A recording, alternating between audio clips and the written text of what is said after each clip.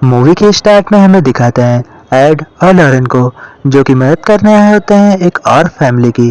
इस फैमिली के घर में बहुत सी पैरानॉर्मल चीज़ें हो रही होती हैं, जिसकी वजह से ये लोग काफ़ी ज़्यादा परेशान होते हैं। इसलिए लॉरेन की मदद करने के लिए आई होती है। और लॉरेन जब अपनी आंखें बंद करती है तो उसे एक सपना आता है और वह अपने ड्रीम में चली जाती है, जिसकी वजह से उसके ड्रीम में वो सारी आत्माएं आ जाती हैं जो कि इस फैमिली के घर में होती हैं। और इनके साथ क्या हुआ था ये लॉरेन को पता चल जाता है, जिसकी वजह से लॉरेन बहुत ज़्यादा डर जाती है। और फिर अगले सीन में हमें दिखाया जाता है पैगी की बेटी को, जो कि कॉलेज में सिगरेट पी रही होती है। तभी उसकी पेंसिल पीछे से आ जाती है, जिसकी वजह से उसे डांट पड़ जाती है और वह घर लौट जाती है। जब वह घर आती है तो हमें दिखाते हैं पैगी को, जो कि बहुत ज़्यादा परेशान होती है अपने घर के प्रॉब्लम्स को लेकर, क्योंकि उसके पास ज़्यादा पैसे नहीं होते हैं। और जब उसकी बेटी सो रही होती है तो अचानक से उसके साथ कुछ पैरानॉर्मल चीज़ें होने लगती हैं, जैसे कि उसके चादर अपने आप उसके पैर से हट जाता है। फिर अगले सीन में हमें दिखाते हैं एड और मॉर्गन को, जो कि इंटरव्यू दे रहे होते हैं एक डॉक्टर को। और उस डॉक्टर को वो लोग बता रहे होते हैं कि कैसे उन्होंने बहुत से केसेस को सॉल्व किया है, लेकिन वह डॉक्टर उनकी बात नहीं मानता। फिर हमें दिखाते हैं बिली को, जो कि पानी पीने के लिए रात में उठता है तो उसे खिड़की के बाहर झूला अपने आप झूलता हुआ दिखता है। यह देखकर बिली काफ़ी ज़्यादा डर जाता है और वह घर में लौट आता है। लेकिन तभी हमें दिखाता है कि पैगी की जो दूसरी बेटी होती है वह अचानक से सपने में उठकर कुछ मोटी आवाज़ में बड़बड़ाने लगती है, जिसकी वजह से उसकी बड़ी बेटी बहुत ज़्यादा डर जाती है और वह लाइट ऑन कर सो जाती है।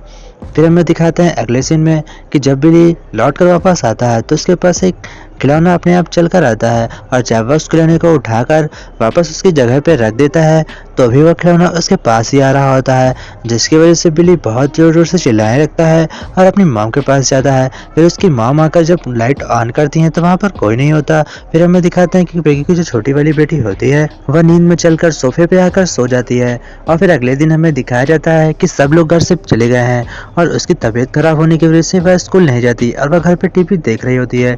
लेकिन जब वो चैनल चेंज करती है तो चैनल नहीं चेंज होता। फिर रिमोट अपने आप दबने लगता है और चैनल चेंज हो जाता है, जिसकी वजह से वह बहुत ज़्यादा डर जाती है।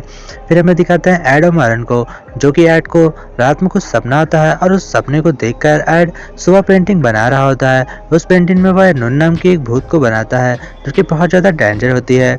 फिर हमें दिखाते हैं कि उसी लड़की को, जो कि घर में अकेली होती है और उसके साथ बहुत ही ज़्यादा भयानक चीज़ें होने लगती हैं।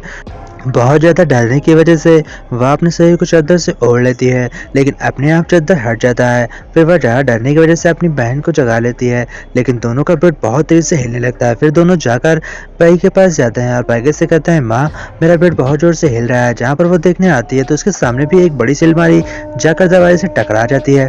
यह सब देखकर पैगी अपने बच्चों के साथ अपने पड़ोसी घर में रहने चली जाती है, जहाँ पर वह पड़ोस वाला आदमी कहता है कि तुम लोग जब तक चाहो यहाँ पर रह सकते हो। और वह रात में पुलिस ऑफिसर को भी बुला लेता है। फिर पुलिस ऑफिसर जाते हैं तो घर की तहकीकात करते हैं, जहाँ पर कुर्सियाँ अपने आप चलने में रही होती हैं। इस वजह से पुलिस वाले भी बहुत ज़्यादा डर जाते हैं। और फिर हमें दिखाते हैं लॉरेन को, जिसे एक सपना आता है और जब वह सपने के अंदर जाती है तो उसे वही द नून नाम की भूत दिखाई पड़ती है। यह भूत बहुत ही ज़्यादा डेंजर होती है और उसे मारने की धमकी देती है, लेकिन यह सब एक सपने होता है, जिसकी वजह से लॉरेन ज़्यादा बात में टेंशन नहीं लेती और वह अपने चाकू से एक बाइबल पढ़ रही होती है तो उसी बाइबल पर बहुत से अक्षर लिख देती है, लेकिन हमें नहीं दिखाया जाता है कि वह क्या लिखा हुआ है। फिर हमें दिखाते हैं पैगी की बेटी को, जिसका इंटरव्यू लेने वो एक डॉक्टर आया हुआ है और वह बहुत ज़्यादा समझदार होता है। वह पैगी से बेटी से बात करता है और उससे कहता है कि क्या तुम मेरी मदद करोगी, जहाँ पर वह हाँ कर देती है। और फिर जब वह बहुत ज़्यादा उस भूत को बुलाता है तो भूत पैगी की बेटी के अंदर समा हो जाता है और फिर वह अपने इंटरव्यू में सब कुछ रिकॉर्ड करवा देता है। फिर वो लोग वहाँ से चले जाते हैं और फिर हमें दिखाते हैं कि अब सभी लोग रात में पड़ोस के घर में सोते हैं, जहाँ पर उसका बेटा बिली उठ के रात में आता है तो उसे एक क्रिकेट दिखाई पड़ता है। उस क्रिकेट को देखकर वो बहुत ज़्यादा डर जाता है और भागकर अपनी मॉम के पास जाता है, लेकिन फिर बाद में हमें दिखाता है कि वह क्रिकेट कोई और नहीं बल्कि पिगी की छोटी वाली बेटी होती है। यह सब होने के बाद हमें दिखाया जाता है कि पैगी की घर की न्यूज़ हर जगह पहुंच चुकी है और न्यूज़ में बहुत ज़्यादा खबर होने की वजह से यह केस फिर से एड और मॉर्गन को मिलता है। पर यहाँ पर लॉरेन कहती है कि मुझे इस केस के बीच में नहीं पड़ना है और हमें जाकर वहाँ पर चुपचाप रहना है।